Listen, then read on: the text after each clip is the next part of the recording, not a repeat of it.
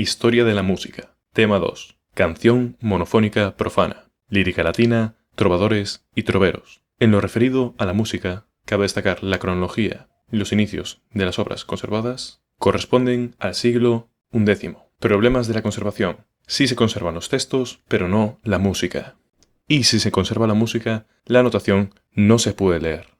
En comparación con la música sacra, se puede apreciar una estrecha relación, tanto entre la lírica latina, con las canciones profanas, como con los himnos de iglesia y la poesía litúrgica. El primer trovador occidental conocido es Venantius Fortunatus. Esto en lo referido a la música. Sobre la poesía, resulta relevante remarcar los temas de alabanza, virtudes de reyes, celebraciones de reyes, coronaciones, bodas o muerte, incluyendo epitafios y posteriormente planctus, que consiste en el lamento por el fallecimiento de una persona famosa, pese a ser conocido de que existieron previamente a estos siglos, solo se conservan entre los siglos VIII y XI. En cuanto al componente musical de los planctus, no se suelen conservar melodías, y si se conservan, cuentan con notación adiastemática. Ejemplo de planctus, Planctus Caroli, 1154, latín a Carlomagno. Y, además de los temas sobre el desarrollo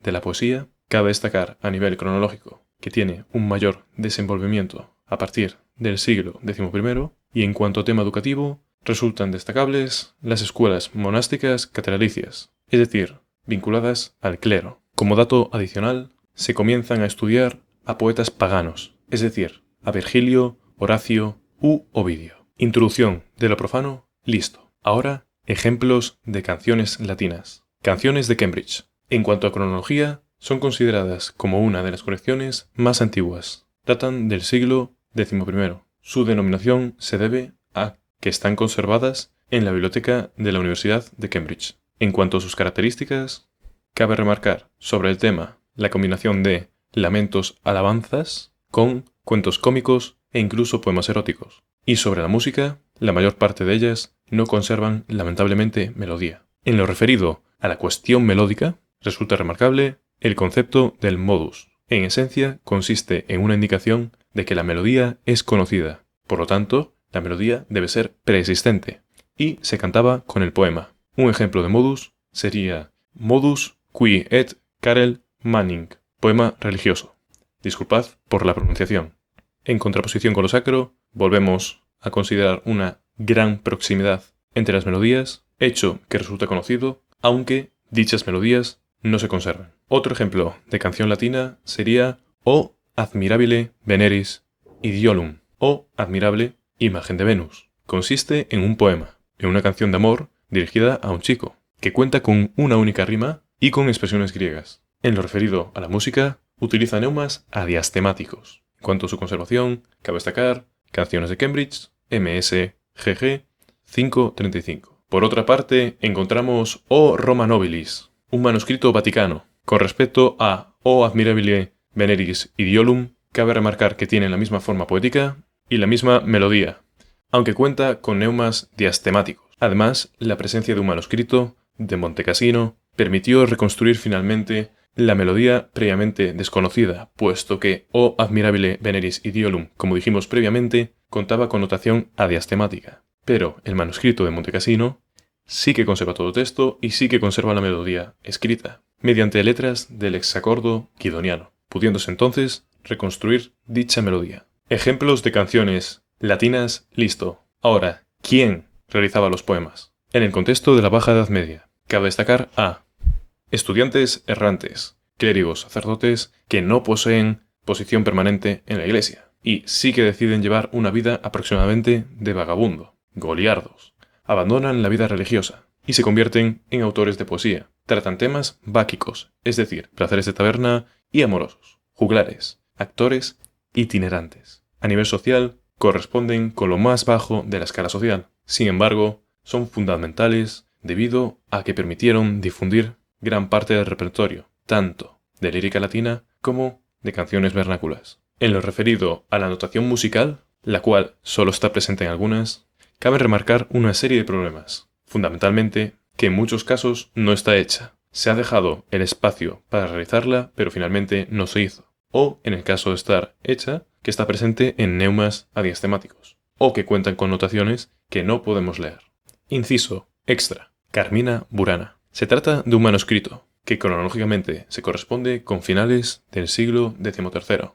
Incluye tanto canciones profanas como latinas. En cuanto a la cantidad, abarca más de 200 poemas, aun sabiéndose que muchos de ellos han sido perdidos. Tratan temas báquicos, juego-bebida, amoroso, canciones de amor y más obscenos, satírico, parodias, blasfemias y, simultáneamente, poemas serios. Como anécdota curiosa, este manuscrito incluye también 48 canciones en alemán.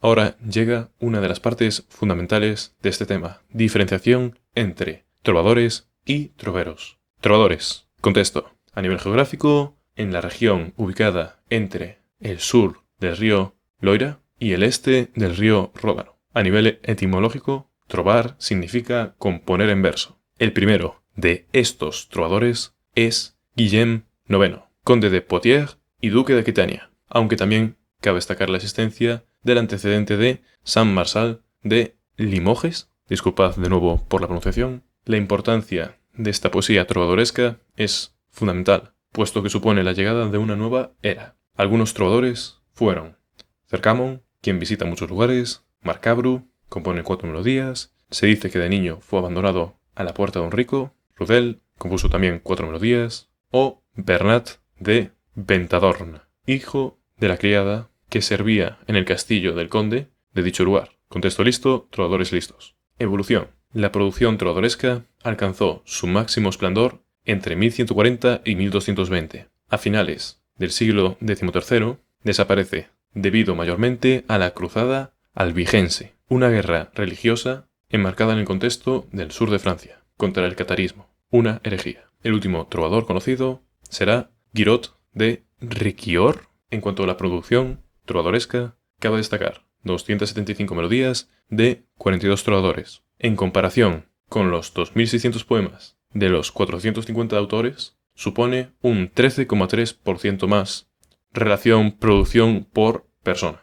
Simplemente como anécdota o dato curioso. Poesía trovadoresca. Tipos, formas y demás. Contexto. En cuanto a terminología, a partir del siglo XII, la palabra versus ya no solo implica poema, sino que también implica poema cantado. Y sobre los tipos y formas caben destacar: cançó, corresponde a una canción de amor, tipo amor courtois; sirventes, canción de servicio a un noble. El trovador equivaldría a un criado. Se subdivide a su vez en enueg, crítica de aspectos insoportables de la vida, y plan, que sería la variante occitana del planctus latino. Diálogos consisten en debates poéticos que pueden ser organizados de manera libre, entonces serían tenso, o proponer alternativas y luego escoger una opción a defender, que sería partimen. Pastorela, historia de un caballero con intenciones deshonestas hacia una pastora. Alba, separación de los amantes al amanecer. Y finalmente, balada o danza, puesta en voz de mujer,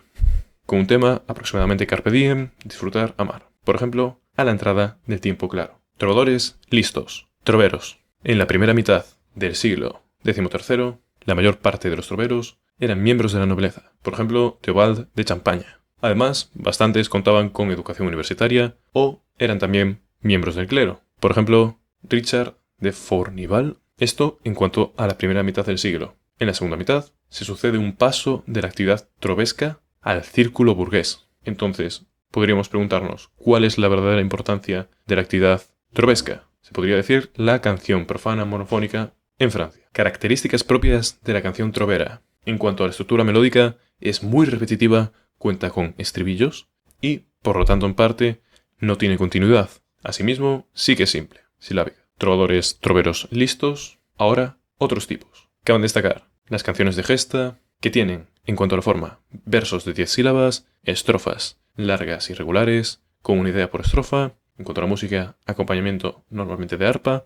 Y, por ejemplo, la canción de Rolanda, Lais d'Escorts, equivale a poesía narrativa, de lo más antiguo que hay. De los primeros poetas y poetisas a destacar, cabe mencionar a María de Francia. Normalmente tratan temas de perfil caballeresco, por ejemplo, las leyendas del rey Arturo y los caballeros de la mesa redonda. Cabe remarcar la diferenciación entre Lais, en sus inicios vinculado al canto, con el tema de amor, y los d'Escorts, más de perfil de tema crítico, de queja. Otras canciones narrativas serían la Pastorelle, aproximadamente la pastorela trovadoresca, chansons de toile, en las cuales una dama se queja. Habíamos visto antes los escorts, también tema de la queja, pero ahora en las chansons cabe destacar que también es una dama. Y finalmente, vinculadas a la danza, rondó, que son danzas en las cuales alternan estribillos del grupo con versos del que dirige la danza, baladas, que son canciones de danza, que a nivel geográfico tienen su origen en la Provenza, sur de Francia, y luego se expanden al norte de Francia y a Italia, donde se denominan balata.